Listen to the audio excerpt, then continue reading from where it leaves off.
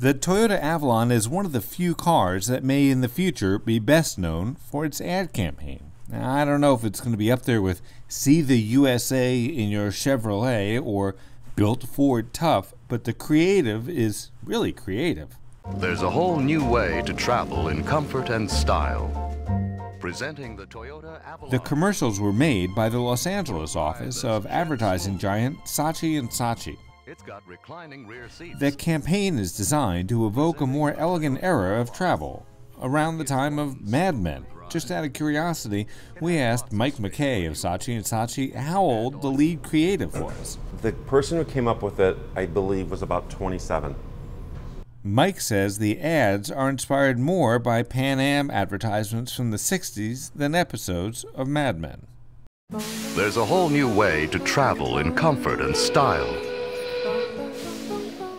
Saatchi & Saatchi says they built the train from scratch, and they also built the clouds. It has lots of space for you. They went through about 100 people before they found this actor named Patrick Burleigh.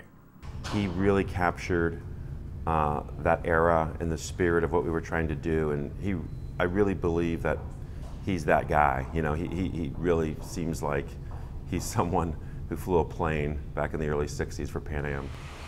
But from planes and trains to the actual automobile, no matter how good the advertising is, the car has to stand on its own four wheels, so to speak.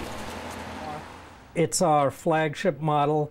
It's a full-size model according to the EPA. It's pretty big. Toyota was young and hip when the Beatles were topping the charts with their song "When I'm 64." Now, that's the average age of the Avalon buyer. Toyota sort of grew up with the baby boomer generation, and as they got older and larger, so did the Toyotas. Yeah, but just because Avalon buyers remember when the women in the aisle were called stewardesses instead of flight attendants, there's no reason not to market to them. I mean, gray dollars are still green. The Avalon is a luxurious and quiet ride, and it's more for the folks who prefer a white tablecloth restaurant over a red velvet rope nightclub where you have to be on a list to get in. I got mine with voice-activated navigation. So we can get to the city. Speaking of clubs, you can feel like you're sitting in the club chair even in the back seats, which, by the way, recline. The cabin is refined with soft surfaces and understated matte wood inserts. The navigation system has also been upgraded. In the previous Avalon, the navigation screen was kind of remote, and you had to work it with a little joystick, which was finicky. This one it's up close where you can get to it. It's a touch screen that works just like the rest of our nav systems, which are pretty intuitive. It makes every destination a delight. Speaking of navigation, the website for the new Avalon is also pretty cool. Shall we begin? To make a website this easy is really hard. We sent a designer over to Sweden. There's a company in Sweden who's very good at doing these type of websites. Welcome to the land of big stars, big dreams, and big space. They do very artful, crafted work. They're called North Kingdom, and we went over there and worked with them on building this thing, and the level of craftsmanship on this thing is off the charts. The 2011 Avalon starts at a little over $32,000. That includes the 3.5-liter V6 with 268 horsepower.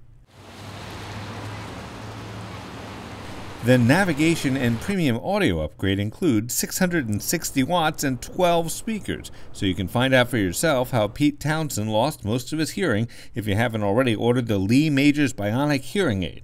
By the way, if you understood the last two references, you're probably in Avalon's demographic. Comfort is back. Even though the Avalon floats you to your destination, note the clouds in the commercial, which, by the way, Saatchi says they made out of cotton, you can also give it some gas and make it from 0 to 60 in 6.2 seconds. Despite its size and power, the Avalon still manages to get 20 miles per gallon in the city, 29 on the highway. The price as tested, which includes a full-size spare on an alloy rim, was about $36,000. That full-size spare in the trunk is supposed to be used when rotating the other tires. How retro indeed. I'm Grant Witcher reporting.